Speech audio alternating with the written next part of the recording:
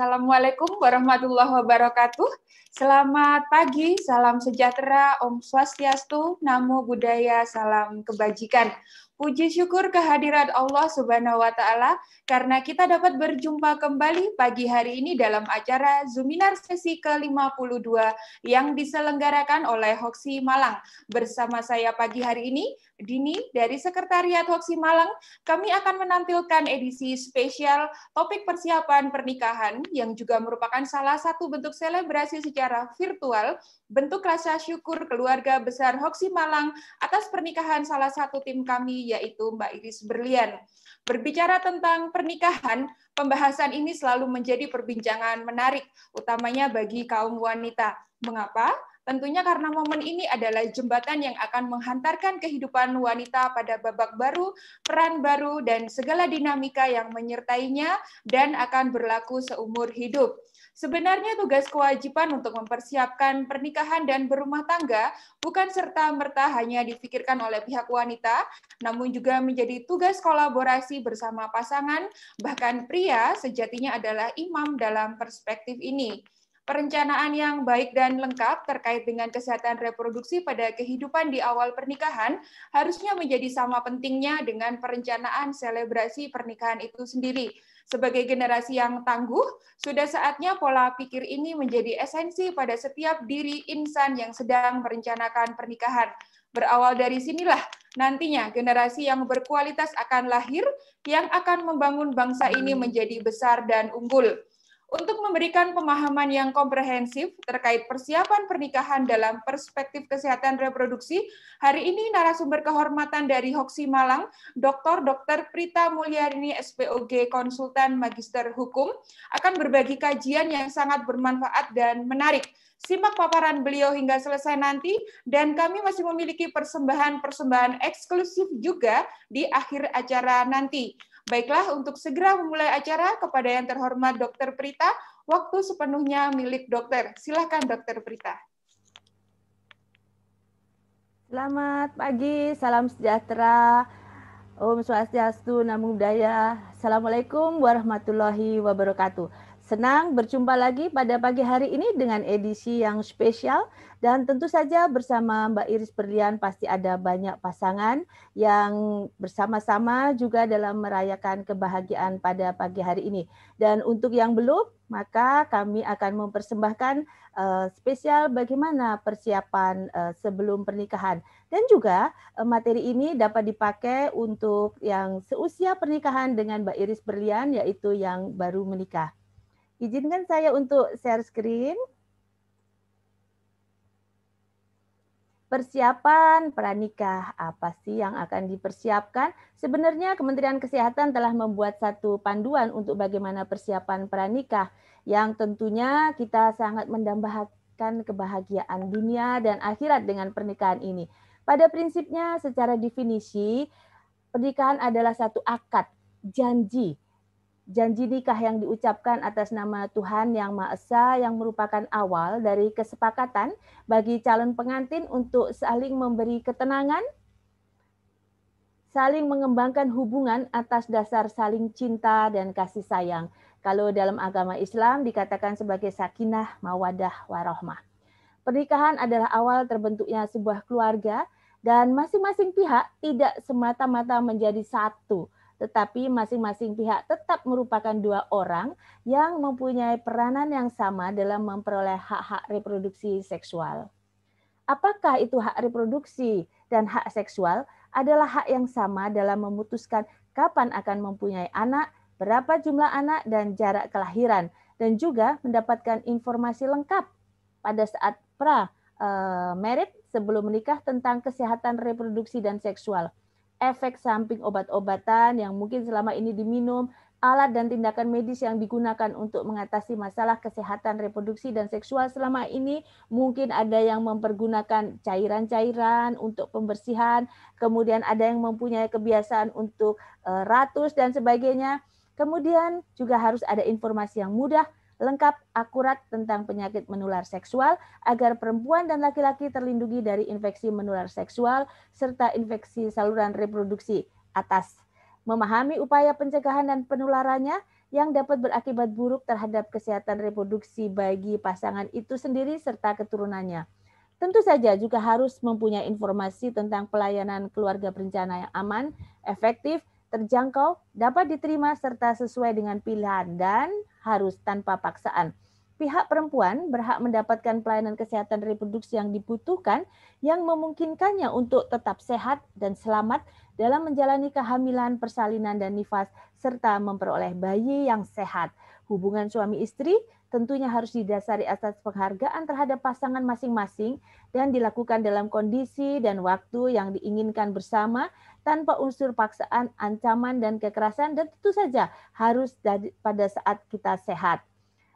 Nah, apa saja persiapan pranikah? Ini termasuk di dalamnya adalah persiapan fisik, cek status kesehatan bersama pasangan, persiapan gizi, pemberian imunisasi, serta menjaga kebersihan organ reproduksi. Tentu saja adik-adik remaja dapat mendatangi tenaga kesehatan dalam hal ini bidan atau dokter spesialis obstetri ginekologi dan kita akan dengan senang hati memberikan persiapan pranikah yang secara lengkap di dalamnya. Berupa persiapan fisik yang di dalamnya mencakup bagaimana persiapan status kesehatan, pemeriksaan dengan berbagai pemeriksaan penunjang, kemudian bagaimana persiapan gizi setelah kita terlebih dahulu menanyakan bagaimana pola makan, lifestyle, dan juga bagaimana pemeriksaan terhadap kondisi fisik, apakah mengalami kekurangan energi, kalori, protein, ataukah obesitas, salah gizi, dan tentu saja kita akan memeriksa status imunisasi dari TT. Adik-adik remaja jangan takut, imunisasi TT adalah imunisasi yang semata-mata untuk tetanus toxoid. Tidak ada sama sekali yang berhubungan dengan penundaan kehamilan. Tidak ada sama sekali obatnya yang mengandung unsur KB. Dan tidak semata-mata di sini dikatakan bahwa terdiri dari 5 kali. Tetapi hal tersebut dilaksanakan sejak SD. Ya, jadi siapa yang pada waktu SD lari-lari tidak mau di TT, nah itu nanti harus ada konsekuensinya itu ya. Kemudian menjaga kebersihan organ reproduksi, ini nanti juga kita tenaga kesehatan akan memberikan arahan-arahan bagaimana sebaiknya melakukan pembersihan, menjaga bagaimana pakaian dalam harusnya diganti minimal 2 kali sehari, tetapi kalau mempunyai lapangan kerja yang mengharuskan untuk agar kelembapannya tidak terjadi maka harus lebih dari 2 kali, no problem. Kemudian tidak menggunakan pakaian dalam yang ketat dan berbahan non-sintetik, kemudian ada juga yang model-modelnya mengakibatkan iritasi bahkan alergi, maka itu harus dihindari. Membersihkan organ reproduksi luar tentu saja dengan arah yang benar. Pertama, cuci tangan, kemudian dibersihkan bagian belakang, kemudian cuci tangan lagi, kemudian dibersihkan dari depan ke belakang, kemudian cuci tangan lagi. Kemudian dengan dibasuh dan dilakukan pengeringan dengan menggunakan handuk atau tisu yang tidak mudah rontok ya. Pakailah handuk yang bersih, kering, tidak lembab atau bau. Dan khusus untuk perempuan tidak boleh terlalu sering menggunakan cairan pembilas vagina. Lagi pula kita sebenarnya tidak memerlukannya ya. Jika adik-adik merasa memerlukannya, maka sebaiknya konsultasikan dahulu karena harusnya tidak memerlukan. Kalau ada sering terasa lembab, pasti ada sesuatu yang harus diwaspadai. Jangan memakai pembalut tipis harian dalam waktu yang lama. Ini pun kita sebenarnya tidak memerlukannya. Jika adik-adik merasa memerlukannya, maka tanyakan dahulu ke dokter. Kenapa sih kok ada begini kok kita menjadi harus memerlukan? Kemudian bagi penggunaan pembalut itu hanya dipakai jika menstruasi dan diganti paling lama setiap 4 jam sekali atau setelah buang air jika misalnya menjadi basah, maka tidak higienis lagi ya antara darah mens dengan air. Kemudian bagi perempuan yang sering keputihan, berbau, berwarna, harap memeriksakan diri ke tenaga kesehatan. Jika itu sering, maka datanglah ke dokter spesialis kandungan. Untuk laki-laki dianjurkan disunat untuk alasan kesehatan.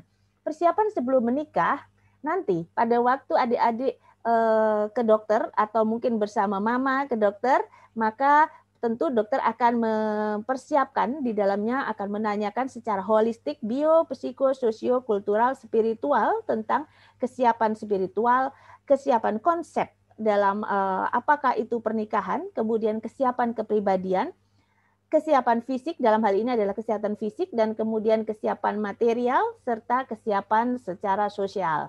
Nah, inilah yang dinamakan dengan premarital care secara holistik. Premarital counseling dalam hal ini adalah konseling, dan untuk sesuatu yang konseling itu maka yang harus didatangi adalah seseorang yang mampu untuk memberikan konsultasi, seseorang yang mampu memberikan wawasan secara holistik tentang hal-hal yang akan dikonsulkan tersebut. Di sini contohnya adalah premarital counseling sebagai bentuk terapi dari sesuatu kelainan kongenital yang mungkin terjadi. Nah, ini kalau ini adalah contoh premarital counseling, itu dapat memastikan, jadi seseorang mendatangi seorang konsultan itu untuk memastikan apakah nantinya pasangan ini dapat menjadi lebih kuat, dapat menjadi lebih sehat dengan relationship, hubungan yang memberikan nilai tambah pada pernikahannya itu, yaitu anak cucu yang lebih bagus, lebih kuat, lebih sehat, lebih pintar, dan segalanya yang lebih. Jadi itulah yang diharapkan dari kedatangan adik-adik bersama orang tua dan pasangan ke tenaga kesehatan, utamanya dokter kandungan, adalah untuk menjamin, memberikan lebih kepastian adanya nilai tambah dari pernikahan tersebut. Keuntungan dan pentingnya premarital care, dalam hal ini kita sebut dengan premarital care ya, adalah dapat mendeteksi secara dini problem-problem kesehatan sehingga dapat memberikan arahan-arahan untuk treatmentnya bagaimana, dan bisakah dilakukan treatment sebelum terjadinya pernikahan, sebelum terjadinya pembuahan, sebelum terjadinya kehamilan, dan sebelum terjadinya lahirnya anak yang kurang baik. Kemudian memberikan guidance, petunjuk bagaimana mempersiapkan sebuah persalinan dengan edukasi-edukasi pada family, karena pernikahan itu ada bukan pernikahan dua orang ya, tapi pernikahan keluarga ya, pernikahan antara dua keluarga juga. Kemudian memberikan pelatihan art ya, seni, mendidik anak, mengasuh anak itu adalah ilmu juga seni, tidak hanya berdasarkan intuisi, nanti bisa sendiri, oh no ya, jadi harus ada training in the art of children rearing and family planning. Kemudian untuk memprevensi dari masalah-masalah kesehatan pada pasangan dan anak-anaknya nanti, ini harus benar-benar, karena kita harapkan generasi mendatang adalah generasi yang lebih bagus. Kemudian kita harus mempromosikan, memperbaiki kesehatan yang lebih baik juga bagi kita, ya, bagi parents-nya, bagi kita sebagai orang tua nantinya juga harus lebih baik. Bukan karena kehamilan maka kita menjadi lebih buruk. Contohnya begini, saya mempunyai miop tinggi, tetapi karena saya tidak mengkonsultasikan kepada tenaga kesehatan, maka saya bersalin dengan normal. Maka suatu ketika dalam persalinan tersebut, maka terjadi perburukan dari visi penglihatan saya. Maka kita tidak memberikan future yang baik bagi ibunya itu. Nah, Kemudian kita juga mencegah bahaya-bahaya dari kesehatan dari generasi yang mendatang. Kemudian pemberian edukasi seputar kesehatan sebelum pernikahan, bagaimana mempersiapkan sebuah pernikahan dengan sehat. Misalnya pasangan ini adalah pasangan yang mungkin masih anak mama yang belum tahu bagaimana mempersiapkan hari-hari yang penuh dengan tantangan untuk menjadikan keluarga tersebut sehat. Dia tidak tahu bagaimana memasak yang benar, dia tidak tahu bagaimana mempersiapkan makanan yang benar, dia tidak tahu bagaimana menjaga kebersihan dirinya, bahkan menjaga kebersihan rumahnya. Nah, ini harus kita gali supaya ada kesehatan terjamin dengan lifestyle yang bagus. Dan lifestyle yang bagus pada saat menjadi anak tidak sama dengan lifestyle pada saat menjadi pasangan, pada saat menjadi pendampingnya seseorang. Bagaimana menjadi ibu, calon ibu, itu lifestyle-nya lain. Bagaimana mengimplementasikan konsultasi medis untuk hal-hal legal, misalnya pada anak-anak yang married by accident, 16 tahun tiba-tiba dia sudah hamil, maka kita harus juga memberikan premarital counseling. Dalam hal ini disebut premarital karena dia sebenarnya memang belum married. Nah, ini bagaimana mempersiapkannya secara holistik dan ditambah lagi dengan secara legalnya bagaimana. Kemudian memberikan performa fisik yang dengan pemeriksaan yang bagus, bahkan mungkin diperlukan pemeriksaan radiologis di saat era pandemi seperti ini, atau mungkin dengan obesitas maka kita membutuhkan pemeriksaan radiologis atau konsultasi pada dokter jantung.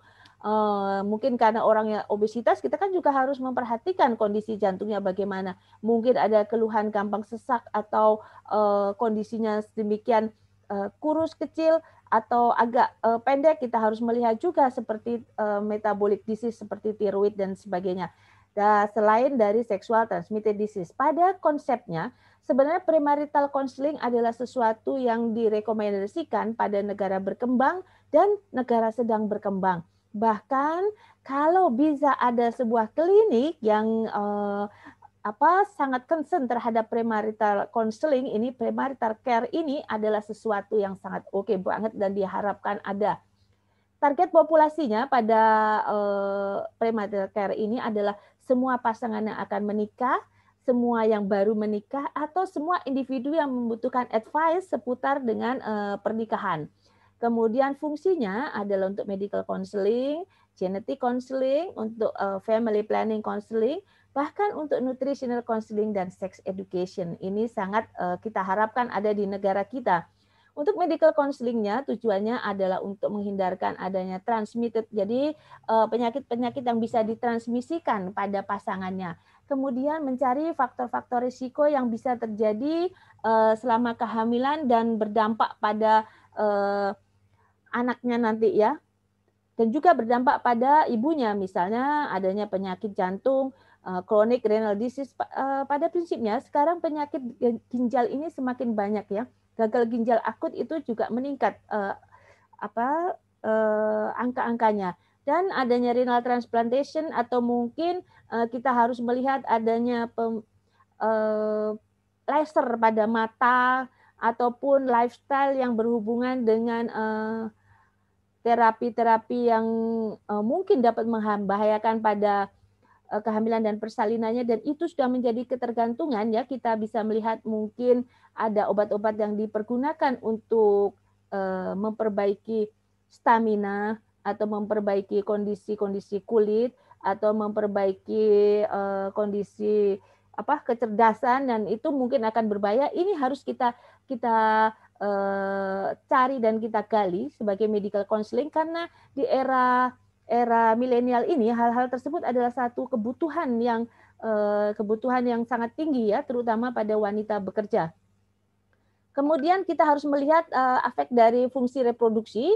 Kita harus mengamati apakah mungkin ada miom atau kondisi lain, kondisi anovulasi. Ini banyak terjadi, angka anovulasi dengan gangguan menstruasi ini meningkat dan semakin meningkat, dan juga berhubungan erat dengan pola makan dan lifestyle dari nutritional lifestyle yang berubah. Pada laki-laki sendiri ini yang kasusnya banyak meningkat, ini adalah varikokel, ya varikokel. Kemudian untuk pemeriksaan azoospermia, kita sering mendapati pasien ternyata azoospermia. Sebenarnya hal ini mungkin masih bisa diantisipasi pada waktu premarital care, ya, di mana mungkin dengan menanyakan secara holistik kita bisa mungkin mendapatkan petunjuk untuk harus dilakukannya analisa sperma sebelum menikah, ya. Kemudian adanya genetic counseling, usahakan untuk pasangan ini membuat satu pohon silsilah. Kalau dulu kita selalu orang tua kita bibit bobot bebet, nah ini bibit ini harus kita cari pohon silsilah paling tidak sampai 5 ke atas, ya, 5 ke atas. Nah ini harus dibawa serta dalam konseling pada waktu premerit. Kemudian step-stepnya adalah memastikan diagnose, ada diagnosenya, kemudian kita lakukan manajemen risiko, kita lihat risiko yang terjadi sekarang dan yang potensial risiko, kemudian menginformasikan hal-hal yang dapat dikomunikasikan seputar hal-hal yang membahayakan tersebut. Kemudian kita tentukan apakah kita dapat memberikan support dalam jangka lama untuk pasangan tersebut, ya. Jangan sampai seperti pada gambar ini, ya, mungkin sudah mau mendekati pernikahan kemudian berlari karena ada sesuatu yang dikomunikasikan secara mendadak. Nah, jadi ini komunikasinya harus dilaksanakan dengan secara terencana.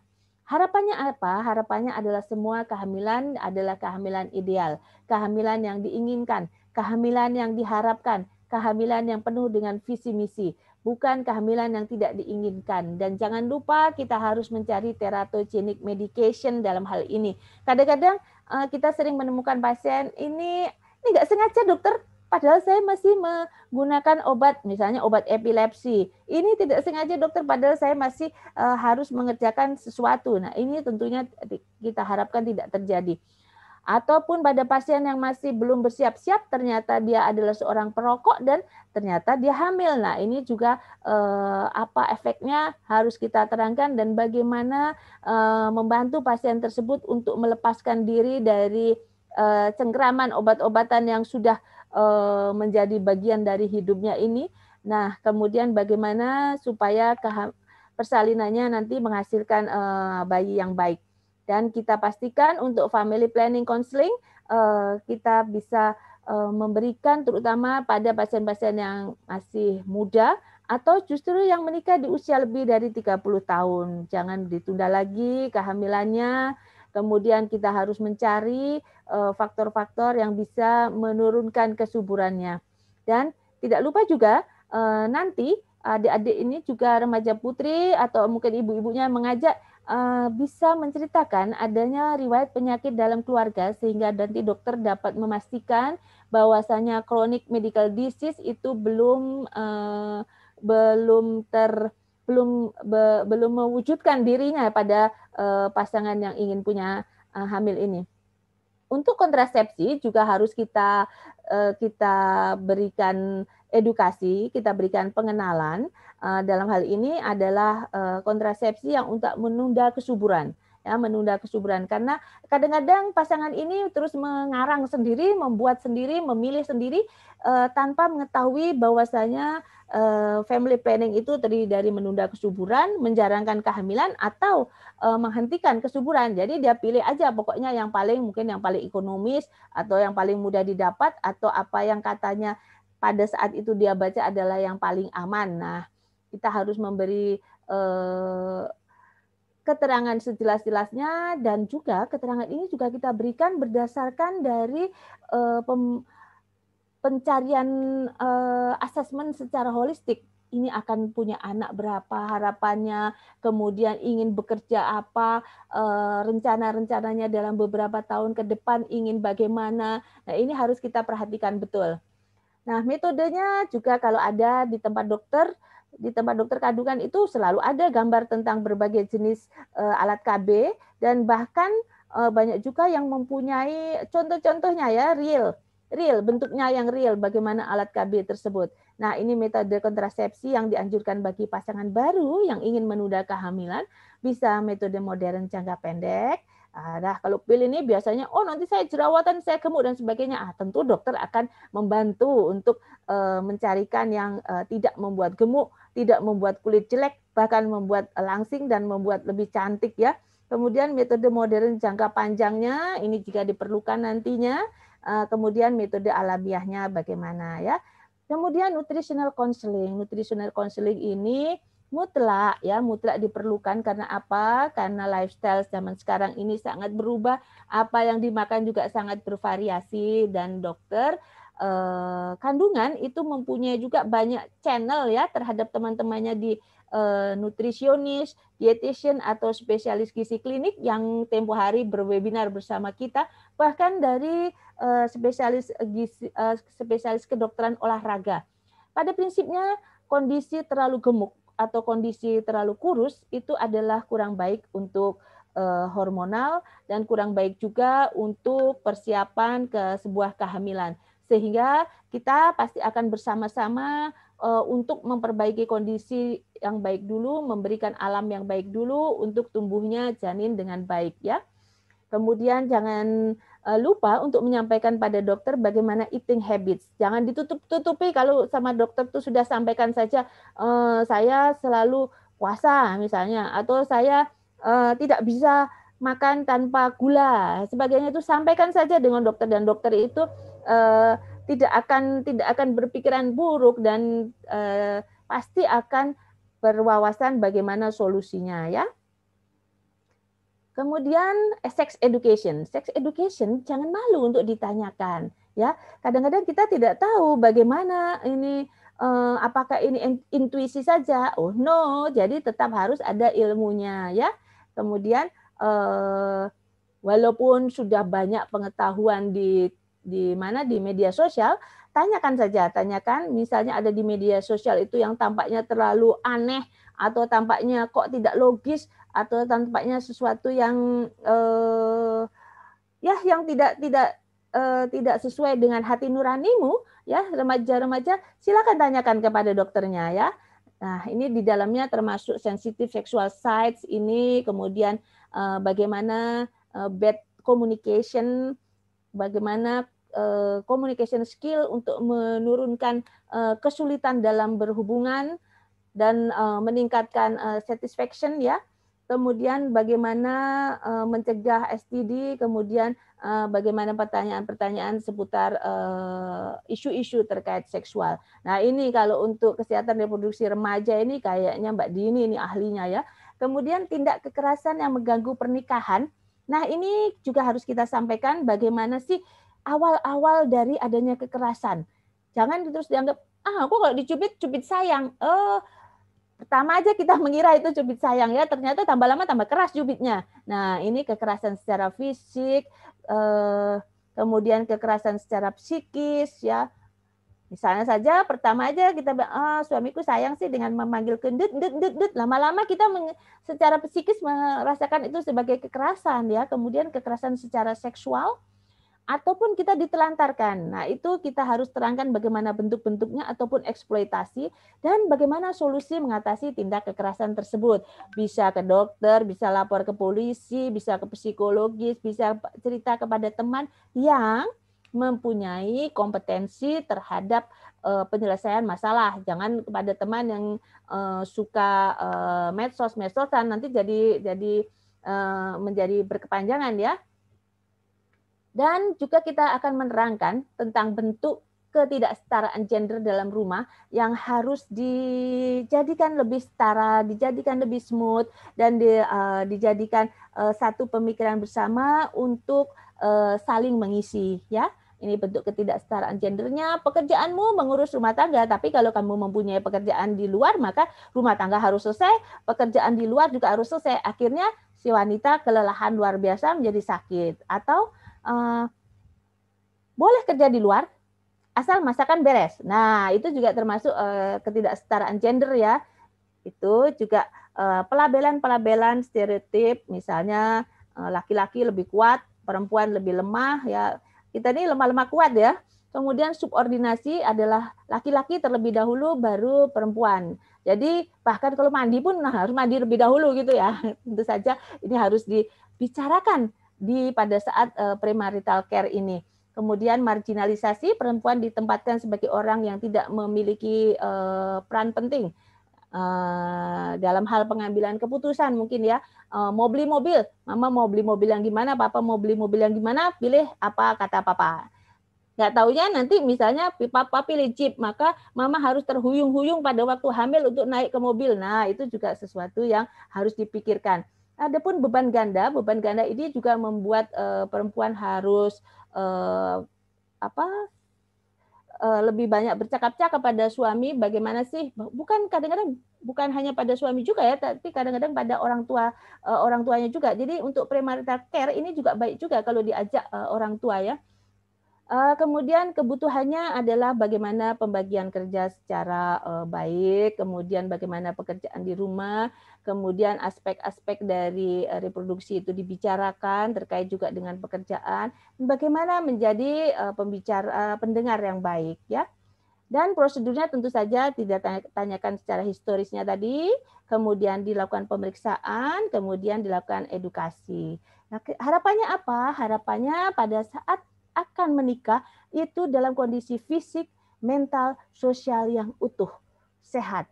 Bukan hanya bebas dari penyakit atau bebas dari cacat dalam segala aspek yang berhubungan dengan sistem reproduksinya, fungsinya bagus, dan prosesnya juga bagus. Jadi kita harapkan sebuah pernikahan diawali dengan kesehatan yang sistemnya bagus, berfungsi baik, dan prosesnya juga kita yakini baik dengan persiapannya tadi. Pemeriksaan secara fisik dilakukan ya, mulai dari 1 sampai 10, dilanjutkan dengan analisa sperma jika diperlukan ya. Kemudian fungsi reproduksi itu apa sih?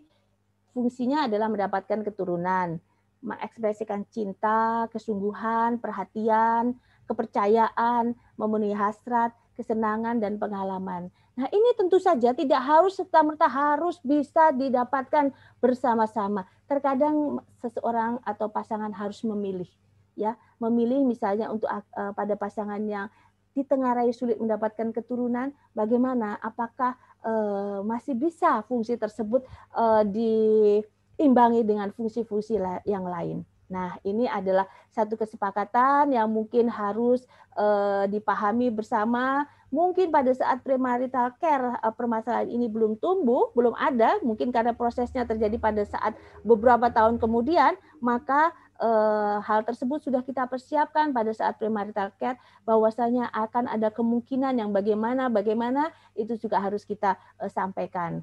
Nah, reproduksi dan seksualitas itu bukan marriage is not just only sex, no, ya, tetapi adalah kombinasi dari fisik, mental, emosi, dan kepercayaan. Nah, diharapkan kehamilan yang berdasarkan persiapan yang tadi adalah kehamilan yang ideal dengan perkembangan yang baik.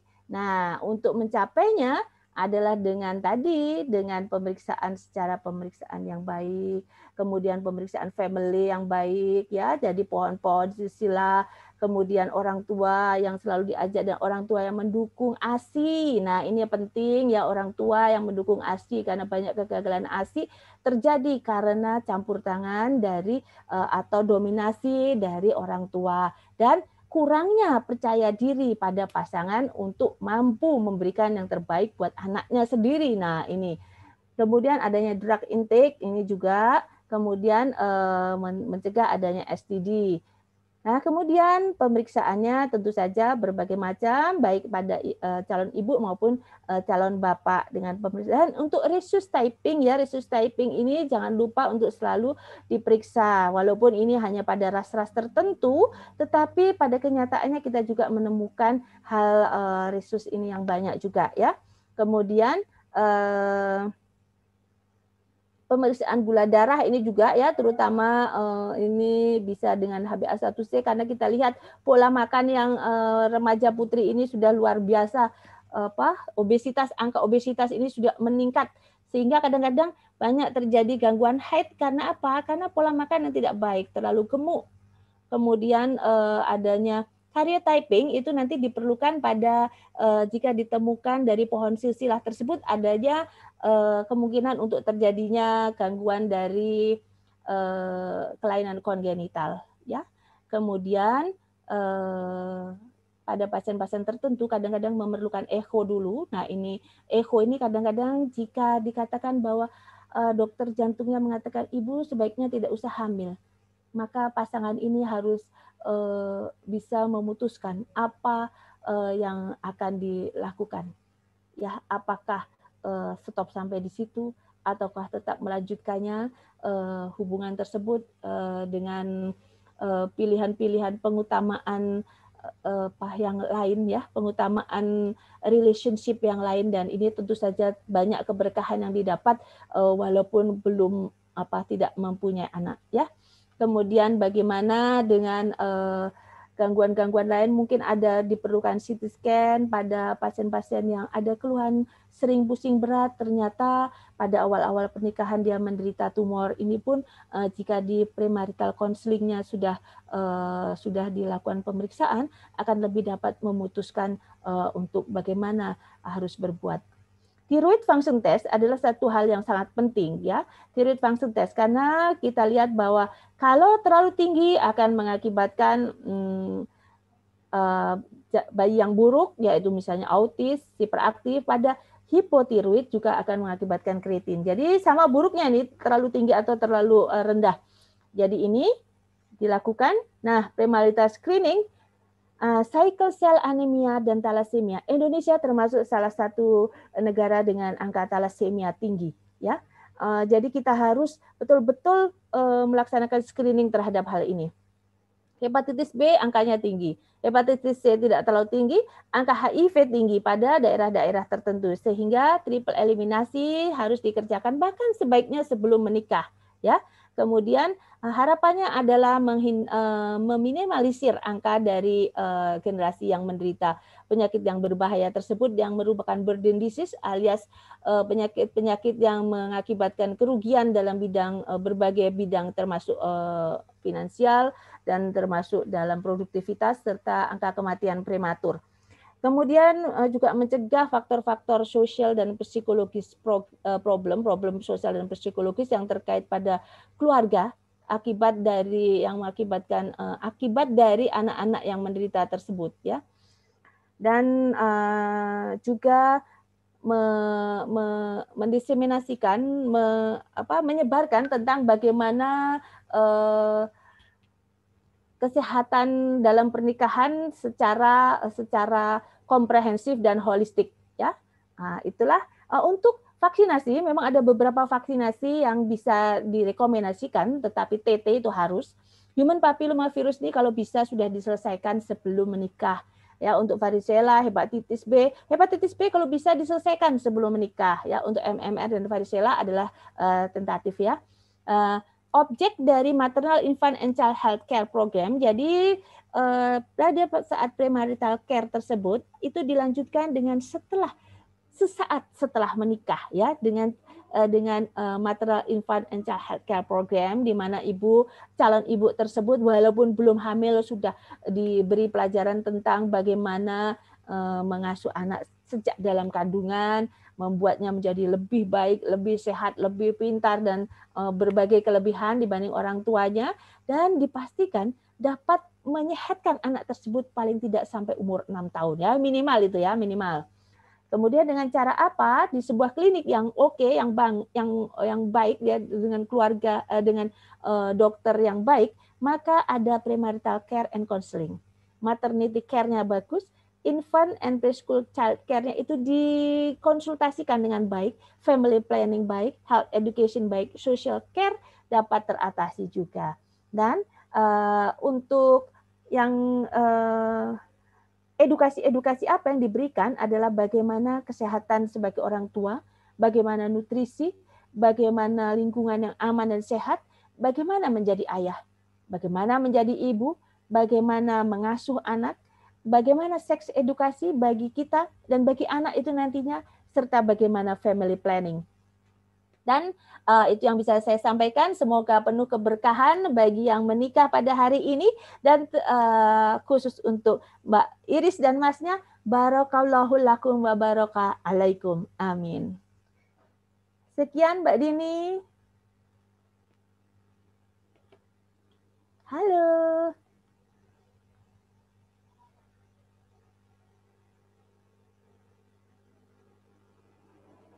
Halo.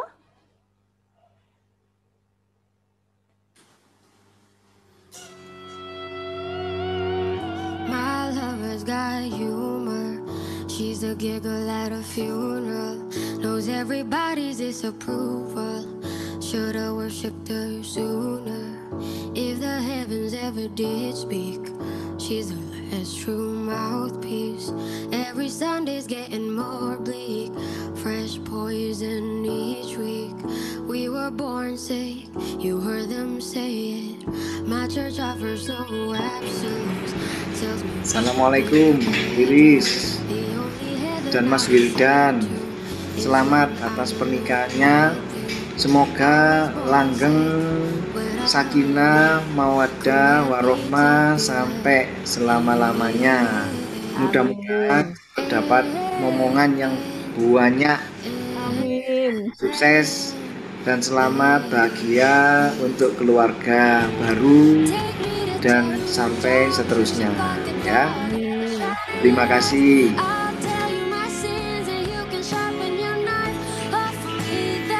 Hai Mbak Iris dan Mas Wildan, happy married ya buat kalian berdua. Tapi sebelum merencanakan kehamilan, jangan lupa cek and recheck sehingga tidak ada penyakit-penyakit yang bisa mempersulit kehamilan kalian. Misalnya seperti thalassemia dan banyak lagi. Dan jangan lupa juga konsumsi makanan yang sehat dan pola hidup yang sehat. Oke, happy married buat kalian berdua. Semoga langgeng sampai kakek nenek. Assalamualaikum kepada Mbak Iris dan Mas Wildan. Selamat atas pernikahannya. Semoga pernikahannya langgeng dan selalu mendapat kebahagiaan. Mudah-mudahan cepat mendapat omongan. Salam sehat dan bahagia. Halo Mas Wildan dan Mbak Iris. Selamat di hari pernikahan ini. Semoga tetap berbahagia selalu. Jangan lupa family planning. Halo Mbak Iris, saya Dr. Edi mau ngucapin selamat menempuh hidup baru. Semoga sukses, terus cepat punya anak, terus semuanya oke. Tapi jangan banyak ya anaknya ya dua, oke? Sip.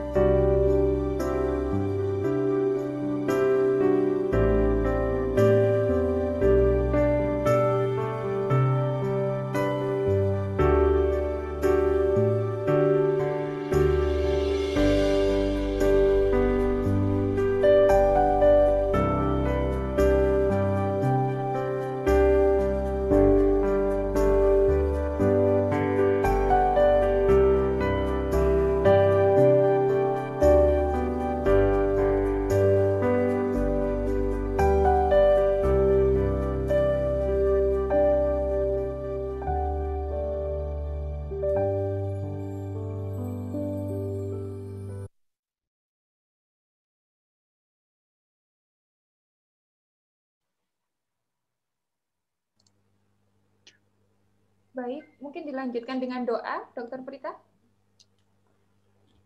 Tampaknya Mbak Dini menangis, terharu. Oh, Mbak Iris, kita akan meminta tolong yang doanya Afdol ini. Ada siapa? Dokter Ujianto mungkin berkenan?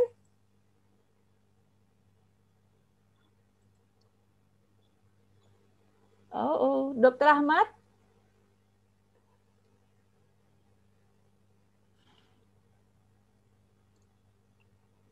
Dokter Mulia Hadi.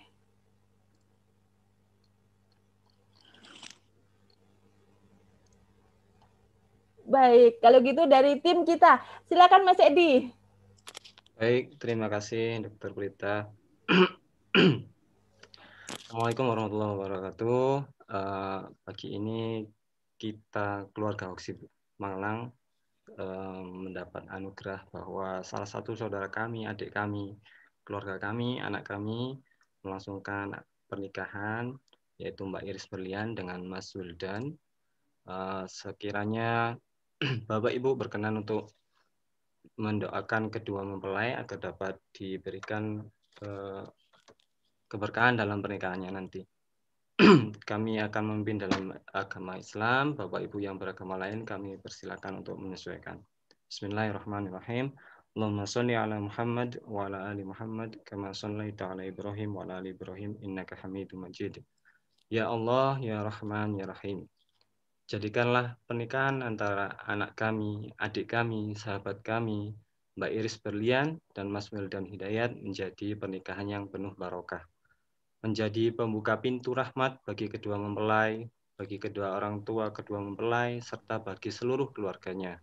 Menjadi penyempurna keimanan dan keislamannya, menjadi sarana menempa sabar dan syukur, serta menjadi jalan bagi keduanya menuju cintamu ya Allah. Ya Allah, ya Ghaffar, ampunilah dosa-dosa keduanya atas kesalahan-kesalahan dalam menuju pelaminan ini, atas kesalahan kepada kedua orang tuanya dan atas kesalahan-kesalahan yang lainnya. Sucikan hati, luruskan niat, dan kuatkan tekad mereka.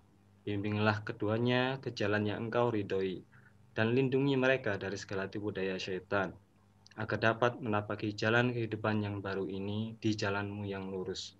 Ya Allah, satukan hati kedua mempelai, sebagaimana Engkau satukan Adam dan Hawa, sebagaimana Engkau jadikan telaga kasih sayang antara Rasulullah Muhammad SAW dengan kekasihnya Khadijah Al-Kubra, sebagaimana Engkau sematkan cinta kasih yang tulus antara Ali bin Abi Thalib dan Fatimah Az-Zahra. Ya Allah, jadikanlah kedua mempelai suami istri yang saling mencintai di kala dekatnya, saling menjaga diri di kala jauhnya, saling menghibur di kala dukanya, saling mengingatkan atas ketaatannya, saling mendoakan untuk kebaikannya, serta saling sempurnakan dalam ibadahnya. Semoga Allah memberkahi mereka berdua, meningkatkan kualitas keturunan mereka, menjadikan pintu rahmat, sumber ilmu dan hikmah, serta pemberi rasa aman bagi umat dan saudara-saudaranya. Rabbana hab lana min azwajina wa dzurriyyatina qurrata a'yun waj'alna lil muttaqina imama. Rabbana atina min ladunka rahmah wa hayyi' lana min amrina rasyada.